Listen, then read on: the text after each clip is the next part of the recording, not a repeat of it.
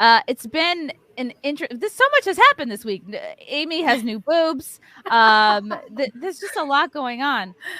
Lena Dunham had I was thinking, like, why do I feel more at peace? Why does my life feel a little bit more calmer? It's because I hadn't heard about Lena Dunham for a couple of years.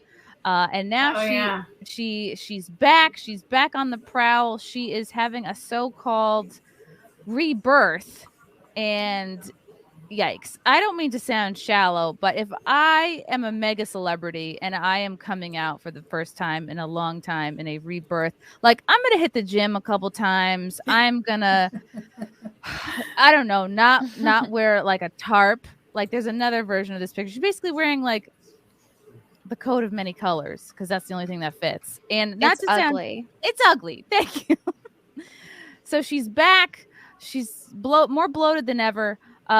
She's back. Her first film in a decade, youthful blind spots and hope. She's hoping to reboot Girls. The polarizing. It's not a reboot. It's a reblow. Yeah, like reboot is something when you throw up and then you have to throw up again. It's that's the feeling I get when I see Lena Dunham. This is out of the Hollywood Reporter. The polarizing auteur back at Sundance with sexual fable, Sharp Stick, which is what I want to shove into my eye every time I hear about Lena Dunham. Reveals how surviving hate, sickness, and addiction led to, I thought this said artistic rebirth. I love the next decade to be less about apologizing and just about openly making art. She's talking about how early 2020 she was living in London. She was excitedly preparing to make the first feature since 2010. Wow, that was in 2010, Tiny Furniture. That's, I think, when we first started hearing about her. And she moved to London in 2019 to direct the pilot of the HBO series Industry. And she's just going about how she was like in London. She bought the rights. Oh, what do you want to option? And then she was like, I'd really like to option this young adult novel about a medieval girl getting her period. 20 days before filming the set was to begin, the mushrooming COVID-19 pandemic shut it down. Then she got COVID. This all unfolded after Dunham had emerged from the darkest period of her life, a 50-car pileup, or how she puts it. It began during Girls, the final season in 2016, when the pressures of churning out the hit series while being, what the hell word is this? Cudgeled? Is this a word? Cudgeled. I'm surprised you pronounced it right. It's these word of the day emails I keep getting. I'm working on them. Daily on social media, I guess that means harassed, and in the press, taking hits for everything from her looks, including me just now, to her many well-documented PR gaffes, finally cracked her foundations. The right was calling her a child molester. Oh, this was based on a revelation in her 2014 memoir that at age 7, she'd examined her baby siblings' genitals. I don't know if I'd call that child molesting. It's definitely weird. I just don't think, I think at 7, you don't have the presence of mind to know like what you're doing. At the very least, it's not something you put in a book. No. And, like, the world, you know? Yeah. That is something you share with your therapist. And that's it, I think. The left was calling her a traitor for defending the Girls writer, executive producer Marie Miller against an accusation of rape. Okay, so this is all just sort of like the Hollywood Reporter is like fluffing up. Oh, she's had so much this up to be like, she's back, everyone. She's had to put up with so much other than just being, solidly famous for like the last decade. Those images of me at the last Girls premiere, she was skinny and hollow-eyed, and that was 100% my appetite and my body just shutting down. I mean, sometimes if that's what it takes to look good, just kidding. After Girls aired its final episode in 2017, things got worse. She was very focused in her 20s. She feared she may have peaked too soon. In 2018, they're really giving the full background. 2018, she did hysterectomy. I don't know that is I'm not a doctor, but that seems rather like a rash. I mean, does that go on your resume? Or yeah. Is that on her Wikipedia? Yeah, this does feel like a lot. Hollywood Reporter is really trying to like build her up to be like, wow, she's back, everyone. She entered rehab. COVID could have been the final nail. I've always been by nature what I call a bed creature. I think that's shorthand for depressed. She explains during one of the several Zoom conversations, Dunham is seated on the floor of her parents' New York City home. This is where you start to lose me. When you go, oh, her parents' New York City home. I go, all right, she's probably not somebody who had to struggle. So it's people who have parents I think are rich, and I feel like she was given a lot of opportunities to her early on, and because she doesn't have a lot of problems, she has to resort to pills, I think, and being bloated. I know that I sound like crass and uncaring, but I think I have a. Am I the only one that doesn't know who this lady is? Like, I've honestly never created Girls. She wrote Girls, which was hit television series with Adam Driver. I think I enjoyed that series. It was cute. She's one of those people that the corporate press desperately wants to be famous and be a thing, but she's just not. It's just like Alyssa Milano. It's like you see them, but there's no real energy or fan base behind them. They're just kind of like, implanted by the press, and they're like, please like her. It's like she's very unlikable. I've never met anyone who's like, I'm a Lena Dunham fan. No, and she has 5 million followers on Twitter, and I'm looking at her engagement, and I'm like, she should have way more engagement than she does for 5 million fans. She has like the kind of engagement I have. Well, most of the talent agencies in Los Angeles, part of their contracts include that they actually buy followers for the talent. So I wouldn't be surprised if she's just in one of those. That's interesting. I would be curious to run a social aid on Lena Dunham to see how many of her fans are purchased. That's a good point. Okay, so this is Dunham. I've gotten used to the idea that there are times when my body's not going to work for me, and the only thing I'm going to have is books and writing and my relationship to my work and making art. Really? Because she keeps talking about her body. And your $1 million. You have that too. And I know this is like, again, I don't mean to come off so mean, but like, why would you wear this if you are like worried about body image? Why would you be like, I'm going to squeeze myself into something that looks like 5 handkerchiefs buttoned together? I think this is shirt, but that's the back. And this is the best she could look. Like, this is her with a stylist, wardrobe, Photoshop, lighting, black and white photo. Yeah, they're like, let's remove all the color. That's when you know you're not looking great. When they're like, you know what, let's take out all the color and make this more of an artistic. Just gonna soften it up. Is this a tattoo of a kazoo on her tit that says "cry"? I thought it was a submarine. Oh, okay. I thought it was a kayak. I thought it was a hanger. It looked like a hanger. This tattoo artist just gave up mid-tattoo. It looks like the tattoo artist couldn't bear to like look at her. Is that like half of the state of Idaho? Like, what is that? It's just like a sticker book. It really is. She looks like a middle school desk.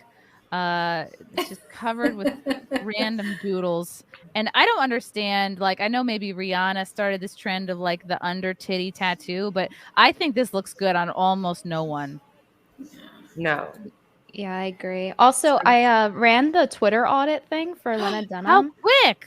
And it says 4.1 million approximately are real, so 77%, and then 1.2 million approximately are fake. So it's giving her a good rating. That's good. Wow. Mostly real. I don't know how accurate those websites are, though. Like, I don't know. But, yeah, interesting. I would. It's probably from when Girls was still on, was when she got the following. You know, I don't think you need to be a stick figure to be, but you could have chosen a more flattering outfit for your figure. Thank you. As a mother, I mean, I'm not a mother, but if I was going to be a mother to Lena, I would be like, honey, you're beautiful, but this dress doesn't do anything for you. That's what a friend should say to her. That was my grandmother at every holiday. She's like, you look nice, but you'd look nicer if you lost 20 pounds. Right. I mean, like, I shouldn't talk. Also, what is that pose? She's like slumped, and like the angle just makes her look rounder. Like that what we call downward shot of her. If you were going to compare her to a Rubenesque figure of medieval times or the Renaissance era, this is contrapposto posing. I do this. It's to make your legs look thinner. Yeah, it's like, is it bad posing or is she just fat? I think it's D, all of the above. Frank has put in the private chat Lena's social blade. Aha! And let's see. This will be proof that she is continually losing followers. I don't mean to like beat a dead horse, like, oh, I don't like her. But it's exactly Blaire's point that this is somebody that the industry, that Hollywood keeps propping up and demands that we all love. Look at this hemorrhaging followers. This is her Twitter here. Yeah. Twitter daily stats. I wonder if she's got like the expensive bots that make it look like a lot of them are real people when maybe it's just like a follower farm in India somewhere. That's like real computers following her. But look at this. She's losing about 100 followers a day. Yikes. Wow.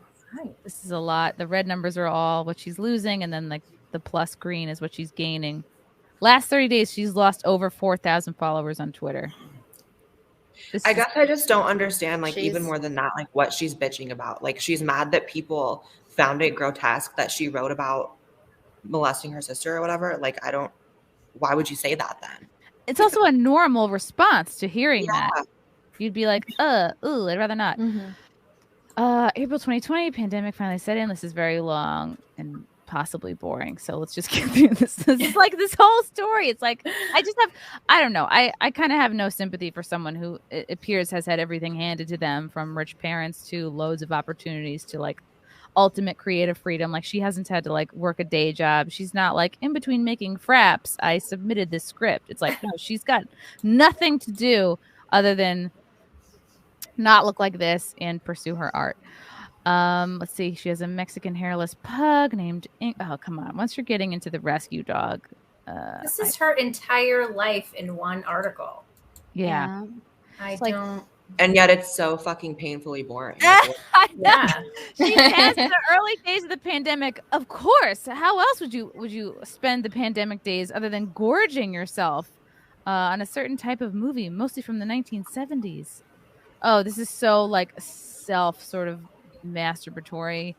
Lord. I feel bad for the person who had to write this. Imagine what it feels like to have to make something so boring sound interesting. I think she wrote it herself. Oh, really? But it's in like third person, isn't it? She would write it in third person, though, to be fair. They're like, you can just take the lead on this and we'll circle back when you're Seth Abramovich finished. All right, so maybe she's blowing Seth Abramovich. I don't know. Abramovich. Interesting.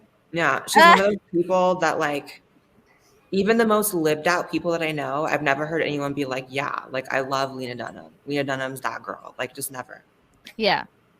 My dad called it a sexual fable. Ugh. She says of her new film, which stars Christine Froseth as Sarah Jo, loses her virginity. I'm trying to understand. Oh, it was about trying to understand the impact of my hysterectomy. It was about processing my life. I feel like she's like, let me get this major surgery so I have something to talk about. And then obviously it became about the characters. Dunham plays Bernthal's harried 9 months pregnant wife on film. Oh, maybe that explains all the weight gain, because she had to look like she was 9 months pregnant. They have fake stomachs for that. That's true. Like, she's like, no, I'm really gonna sink my teeth into this role. Oh, this is so boring. I'm so sorry, girls. There are many greater tragedies. How many pages is this? I know. This is longer than I realized. Many greater tragedies than me not getting to see my movie premiere, says Dunham. Again, look at this. She's wearing a tarp. This is she's wearing a picnic tape. This is a picnic cover blanket. Florals and two different plaids. And again, they have to go black and white because they're like, she's like, this is the only thing that fits me of the whole rack. She looks like a kid that just came out of her mom's closet. Yes. Mm-hmm.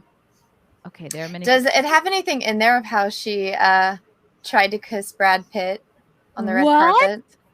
Yeah, so when they were doing the premiere for Once Upon a Time in Hollywood, it's so awkward if you watch the video. She's like grasping on to Brad and like trying to kiss him, and he's like just awkwardly turning away from her. Oh no, that's so vile. And imagine if it was the other way around. It was like some gross fat dude trying to kiss on, like, I don't know, like Angelina Jolie or something. Like, Mm-hmm. Even if it was an even grosser, even fatter dude than Lena Dunham, she would be repulsed. She couldn't have like ran away fast enough. yeah. Oh, she talked about how her cast couldn't see the movie premiere. I was so excited for to get them together. We did it on such a small scale. Everyone really brought something to it. It was such a hearkening back to how I started. We're planning a Zoom party. I guess people zoomed into my wedding and they'll zoom into my premiere. Everything is very married. And she had a Zoom wedding. What a stupid bitch. I look back and just like the sheer gall of me stepping into the first day of the set, 24-year-old me standing in Silver Cup Studios and the old Sex and the City studios going, let's do this. I'm proud of myself. For Girls like for getting 20. set in the morning, like, oh wow, this must have been her girls' days. Mm-hmm. Back when she had a girlish figure. Wow, I don't know. I mean, we're not all going to look the same forever, but I feel like that with like she might also be on a bunch of pharmaceuticals that are making her kind of like bloat out a little bit. I just don't know what's going to. I'm not going to be interested in her. It's like, oh look, I can show a nipple. That's how brave. She looks like a lady sitting next to Forrest Gump on a park bench waiting for the bus. She's like a young Mrs. Doubtfire. Hello. Yes. If this was the highlight reel of my life, I'd probably eat my feelings too. I wish I could read this. apparently the writer of this article or a piece or whatever is a famous one that's been doing it a while and like wrote about a bunch of famous people all the time. So like, how is he this experienced and he can't even manage to make this appealing? I don't know. Like if it's over soul for her. probably died.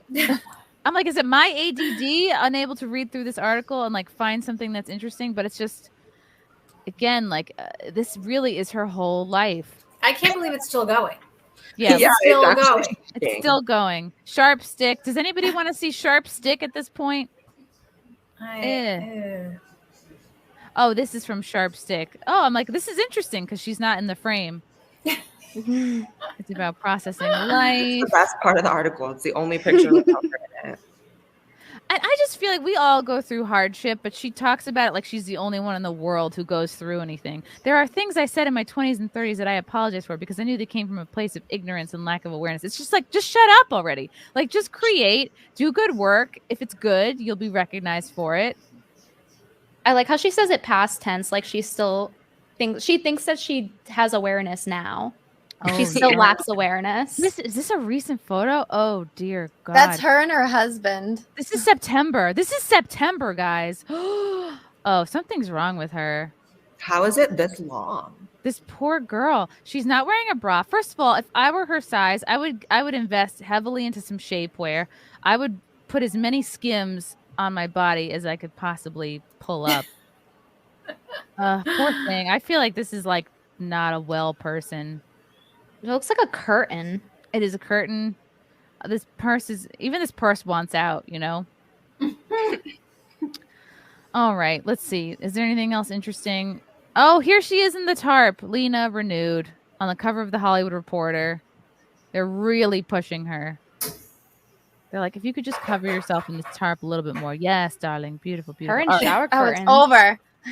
It's over. It's over. Wow, that was horrible. I feel like that one article was 500 hours.